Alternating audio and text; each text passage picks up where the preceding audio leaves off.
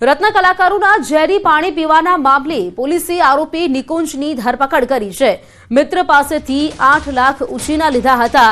આત્મહત્યા માટે ઝેરી દવા લાવ્યો હતો આ આરોપી। હિંમત ન થતા ઝેરનું પાઉચ ફિલ્ટરમાં નાખ્યું હતું।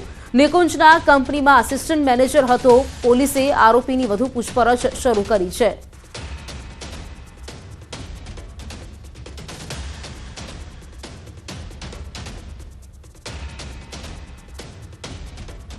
અંબાજીમાં આવેલા ગબ્બર પર્વત પર ભમરા ઉડતા દોડધામ મચી ગઈ। ગબ્બર પહાડ પર મધમાખીના છત્તામાંથી ભમરા ઉડ્યા। ગબ્બર પર ગયેલા 20 થી 25 જેટલા યાત્રિકોને મધમાખીએ ડંખ માર્યા। ગબ્બર તળેટીએ સતત 108ની સાયરન ગુંજી ઉઠી। 3 જેટલી એમ્બ્યુલન્સ દોડતી થઈ ગઈ। ઘાયલ યાત્રિકોને અંબાજીની જનરલ હોસ્પિટલમાં ખસેડવામાં આવ્યા છે। ભારે ગરમીના કારણે ભમરા ઉડ્યા હોવાનું અનુમાન લગાવાઈ રહ્યું છે। કોઈ પણ યાત્રિકને ગંભીર અસર નથી થઈ। તમામને સામાન્ય ઈજા પહોંચી છે।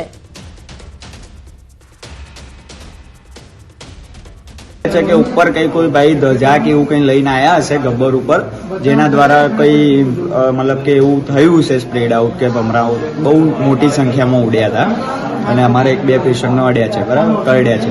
તો અને બીજા 500 થી 600 જેવી પબ્લિક ઇમરજન્સીમાં નીચે ઉતરી છે। રાજકોટ શહેરમાં વધુ એક અકસ્માતની ઘટના। ગોંડલ રોડ માલધારી ફાટક પાસે અકસ્માતની ઘટના બની। ટ્રેક્ટર અને બાઇક વચ્ચે ટક્કર થઈ હતી। ટ્રેક્ટર ચાલકે સ્ટીયરિંગ પરથી કાબુ ગુમાવતા આ ઘટના બની છે। અકસ્માત બાદ ટ્રેક્ટર ચાલક ઘટના સ્થળેથી ફરાર થઈ ગયો। અકસ્માતના સીસીટીવી ફૂટેજ સામે આવ્યા છે। તો રાજકોટના ગોંડલ રોડ પર માલધારી ફાટક પાસે અકસ્માતની આ ઘટના છે, જેમાં ટ્રેક્ટર ચાલક અને બાઇક વચ્ચે આ અકસ્માત થાય છે। ટ્રેક્ટર અને બાઇક વચ્ચેના અકસ્માતમાં બાઇક ચાલક ઇજાગ્રસ્ત થાય છે। જોકે અકસ્માત જ્યારે થાય છે ત્યારબાદ ટ્રેક્ટર ચાલક ત્યાંથી ફરાર થઈ જાય છે। આજે કમલમ ખાતે મળશે ભાજપની કાર્યશાળા। પ્રદેશ અધ્યક્ષ સી.આર. પાટીલ રહેશે ઉપસ્થિત। આંબેડકરની જન્મજયંતિની ઉજવણીનું આયોજન। રાષ્ટ્રીય એસસી મોરચા અધ્યક્ષ લાલસિંહ આર્યાની હાજરીમાં આ બેઠક મળશે। કાર્યશાળામાં શહેર પ્રમુખો, ધારાસભ્યો, સાંસદો, પ્રદેશ હોદ્દેદારો સહિતના પદાધિકારીઓ પણ ઉપસ્થિત રહેશે। ભાજપ દેશભરમાં 14 થી 24 એપ્રિલ સુધી વિવિધ કાર્યક્રમો યોજશે। ડોક્ટર બાબા સાહેબ આંબેડકરના વિચારો લોકો સુધી પહોંચાડશે। કાર્યશાળામાં આગામી કાર્યક્રમોને લઈને પણ માર્ગદર્શન આપવામાં આવશે। રાજ્યભરમાં પ્રબુદ્ધ નાગરિક સંમેલન યોજાશે। 14 એપ્રિલે ભાજપના કાર્યકરો સમૂહ સંવિધાન આમુખનું પઠન કરવાના છે। તો આંબેડકરની જન્મજયંતિનું આજે આયોજન કરવામાં આવ્યું છે, જેમાં શહેર પ્રમુખ, ધારાસભ્ય, સાંસદ સહિતના પદાધિકારીઓ જોડવાના છે। દેશભરમાંથી 14 થી 24 એપ્રિલ સુધી આ કાર્યશાળા યોજાશે। ત્યારે આજે કમલમ ખાતે ભાજપની કાર્યશાળા યોજાશે। જાણકારી સાથે સંવાદદાતા ગૌતમ જોડાઈ ગયા છે। ગૌતમ, ભાજપની આજે કાર્યશાળા યોજાવાની છે, શું માહિતી આ વિશે વધુ?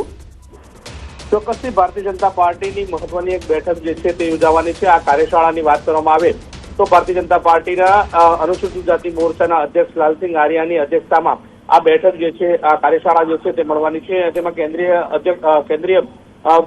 કેન્દ્રીય મંત્રી જે છે અને સી.આર. પાટીલ જે છે તે ઉપસ્થિત રહેવાના છે। સાથે આ બેઠક કાર્યશાળાની વાત કરવામાં આવે તો કાર્યશાળાની વિસ્તૃત માહિતી અંતર્ગત 14 થી 24 એપ્રિલ દરમિયાન કાર્યશાળામાં ડોક્ટર આંબેડકરના વિવિધ વિચારધારાને લોકો સુધી પહોંચાડવાની આ કાર્યશાળા જે છે તે મળવાની છે। આજે મળનારી કાર્યશાળાની અંદર શહેરના પ્રમુખો, ધારાસભ્ય, સાંસદો, પ્રદેશ હોદ્દેદારો સહિતના પદાધિકારીઓ જે છે તે ઉપસ્થિત રહેવાના છે। ભારતીય જનતા પાર્ટી જે છે તે 14 એપ્રિલથી 24 એપ્રિલ સુધી આંબેડકરની વિચારધારા પહોંચાડવા માટેનો રોડમેપ જે છે તે નક્કી કરવામાં આવ્યો છે। રાજ્યભરના આ જે કાર્યક્રમ જે છે તે યોજાશે તે પ્રકારનું એક આયોજન જે છે તે કરવામાં આવ્યું છે, જે અંતર્ગત આવનારા દિવસોની અંદર નાગરિક સંમેલન પણ યોજવામાં આવશે। 14 એપ્રિલની વાત કરવામાં આવે તો 14 એપ્રિલે સમૂહ સંવિધાન આમુખ ભાજપના કાર્યકર્તાઓ દ્વારા રાજ્યભરની અંદર પઠન જે છે તે કરવામાં આવશે।